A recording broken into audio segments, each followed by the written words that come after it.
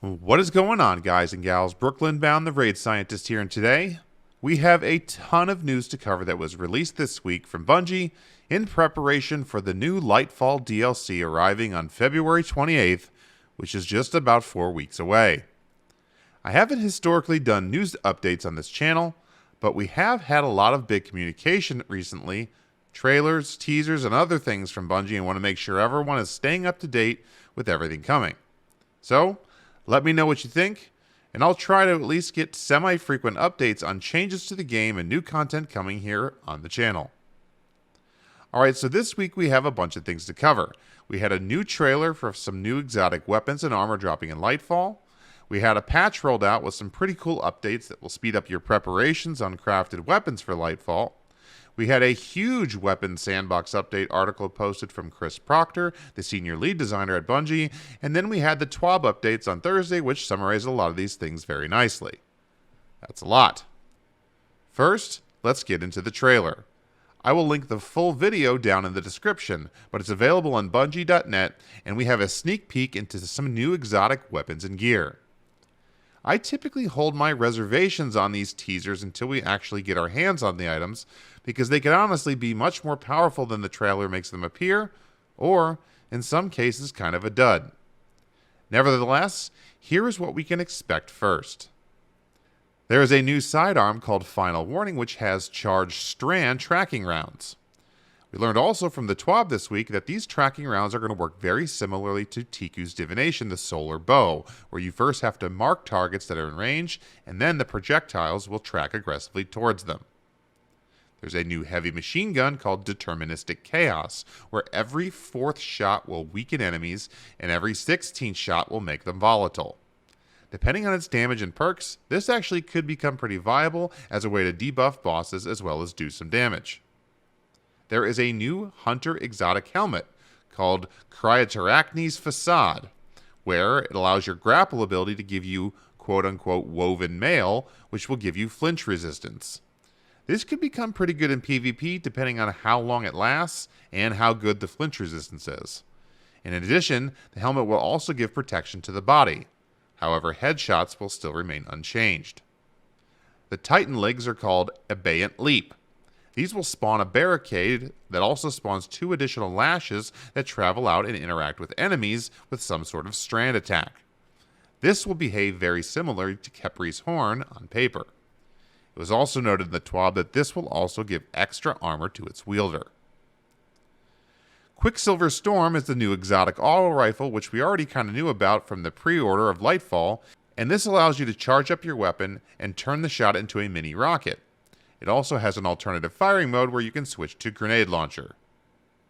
The new Warlock legs are called Swarmers, where destroying a tangle will spawn threadlings. Both of these verbs are part of the new strand. It appears that a tangle is an orb that might be generated from kills of some kind, and shooting it will spawn these threadlings that travel across the ground, kind of like a cold snap grenade, tracking to the targets and damaging them. And finally, we saw a new stasis glaive that shoots a frost orb and allows it to freeze enemies. It was later noted in the TWAB that this glaive will actually go into the heavy slot and not the special slot. All in all, some pretty cool exotic weapons and armor previewed in this video. Can't wait to get our hands on them and see how they really work in the game. Alright, moving on. On Tuesday, we had a new hotfix, 6.3.0.7, which updated a handful of things that needed fixed throughout the game. The first biggest change that's going to help you get ready for Lightfall is that you can now obtain Deepsight Weapons from the seasonal vendors daily instead of weekly. This is going to allow you to get those craftable patterns much faster so you can craft the weapons that you're looking for before Lightfall. Remember, each of these seasonal vendors has a different seasonal currency that you still will need to use it to purchase, but you can do this daily now instead of weekly. In addition, Iron Banner had some changes to reputation gain. First, they increased the Iron Banner rank gains overall, doubled multipliers for wearing Iron Banner gear, and halved the multipliers from completing the challenges. This is giving more focus onto just playing the game mode while wearing the gear. They've also significantly increased the multiplier for wearing the Iron Banner emblem.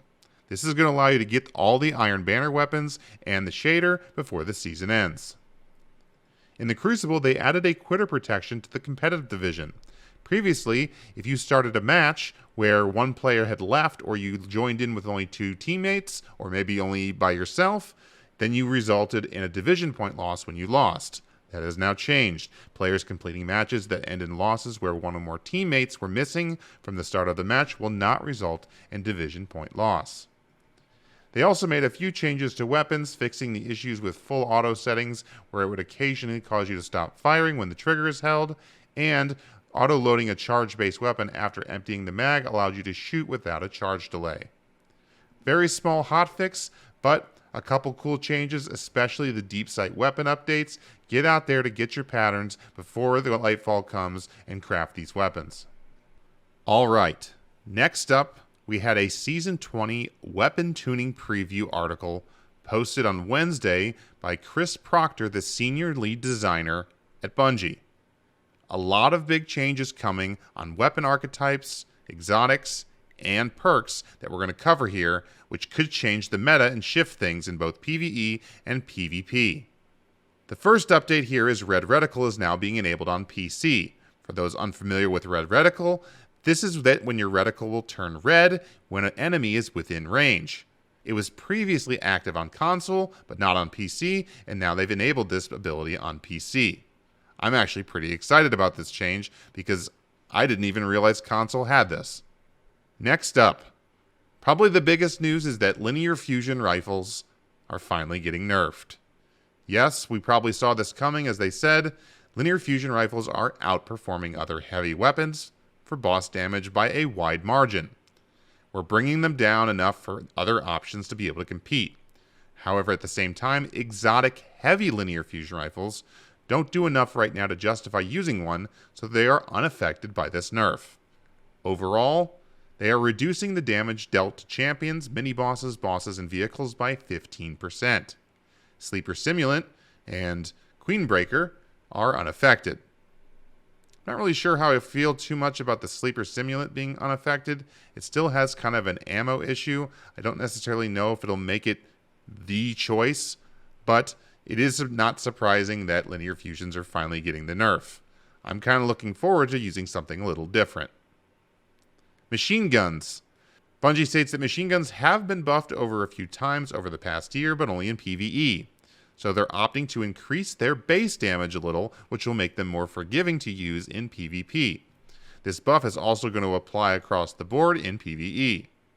Overall, they are increasing the damage by about 10%, and it will affect the time to kill on the different types of frames, reducing it down to 0.5 seconds on high impact, dropping it down to 0.47 on rapid fire impacts. The reserve ammo is also going to be increased by 50% if you're at the 0 inventory stat, and up to 20% if you're at the 100 inventory stat. They go into some details here about what this means behind the scenes. Ultimately, you just really need to know that heavy machine guns are going to get a ammo reserve buff. Next up, heavy grenade launchers. I'm kind of excited about this personally because I haven't really even touched a heavy grenade launcher in over a year. And they say that right here. On top of that, heavy grenade launcher projectiles have travel time and an arc to them, which makes it really kind of hard to hit and land consistent shots. They are making major changes to heavy grenade launchers with Lightfall. First, they are increasing the damage versus champions, mini-bosses, bosses, and vehicles by 20%, and damage to miners by up to 40%.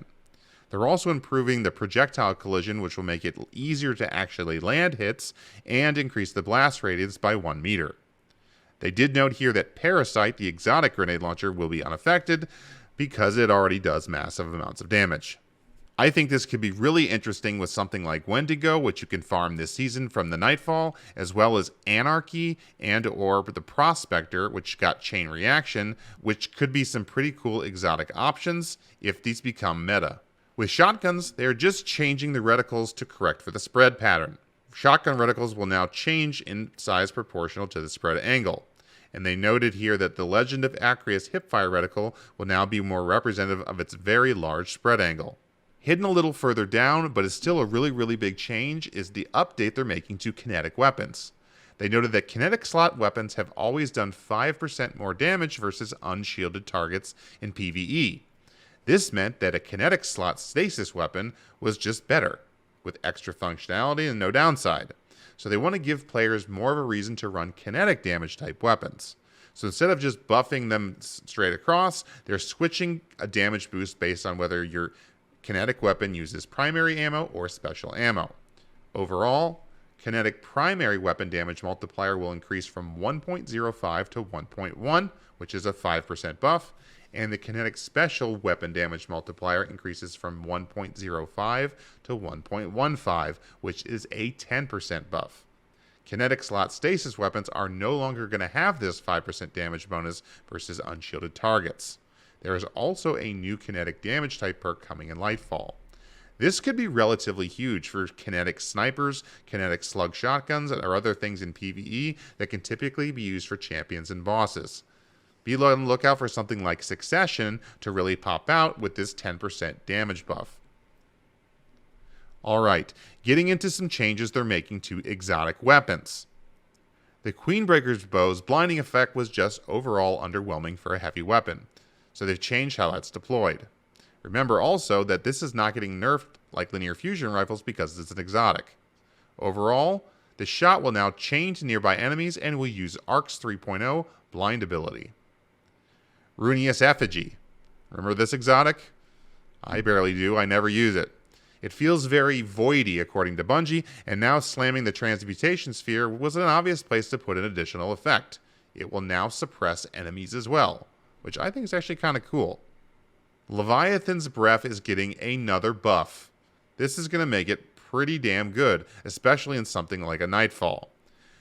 Now you're going to get Volatile on a perfect draw, increasing the damage up to 442, which will basically kill anything in the Crucible, no matter what super or where they are, and increases the damage versus champions by a whopping 30%.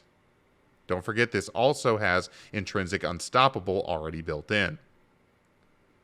1000 Voices is getting touched as well.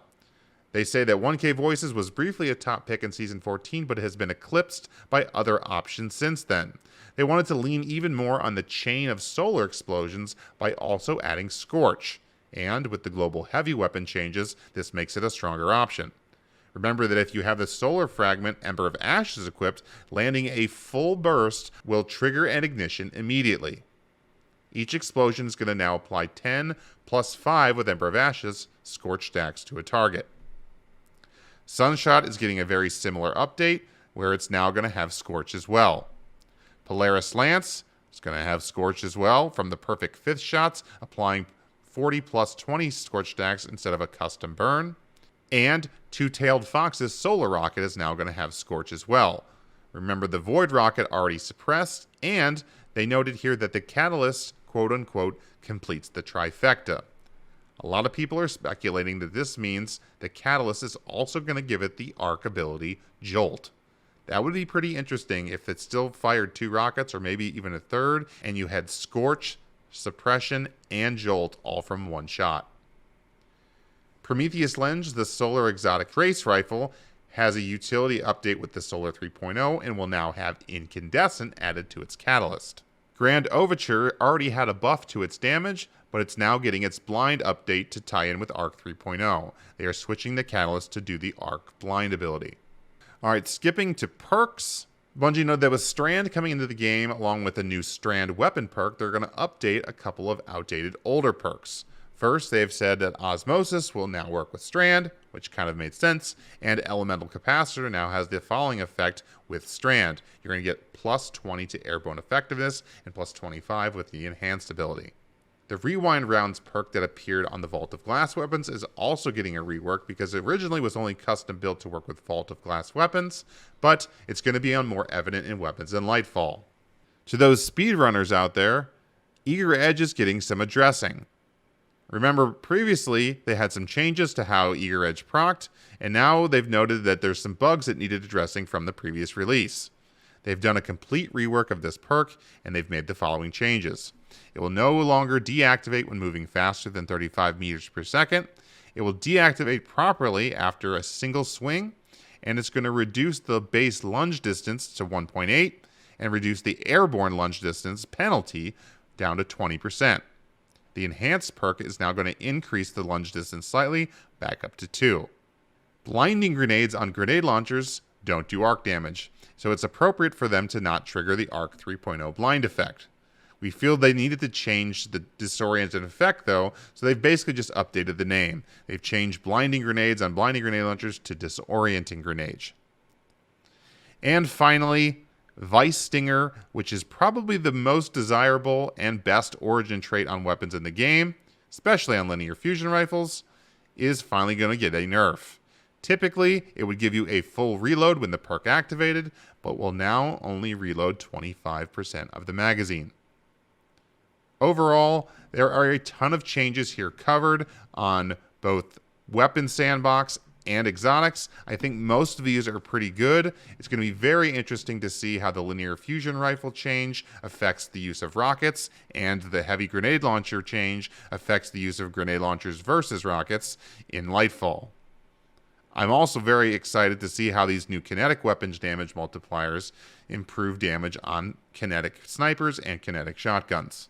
Okay, and finally, this week at Bungie was posted on Thursday as normal, and really just kind of summarized everything that I've already covered in this video.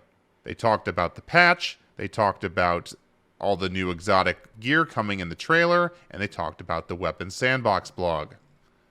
They did provide some updates that weren't provided in the trailer video to these weapon exotics and armor exotics, but I kind of covered those when we were covering the trailer.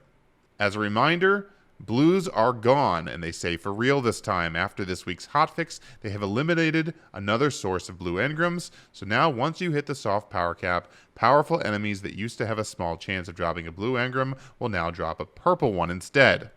While this legendary engram is more valuable, this still doesn't relieve as much inventory or postmaster pressure as they would like, and they'll need to have an additional update to get them to their goal. Early in Lightfall, they are planning to have powerful enemies drop Glimmer instead, whenever they would have dropped a blue engram. I think one of the things they covered that is brand new news is letting us know the downtime expected for Lightfall. On Monday, the 27th, there will be a 24-hour Destiny 2 downtime in preparation for Lightfall release. So, you're going to have something to do for 24 hours while you wait for Lightfall to drop. I'd also expect that when the servers come up on Tuesday at reset, you are probably going to be in a queue, and you're probably going to have some trouble getting in. That's really all there is. Thanks for watching the video, and let me know what you think about all the news updates and things coming with Lightfall, and we'll see you next time, Guardians. Peace.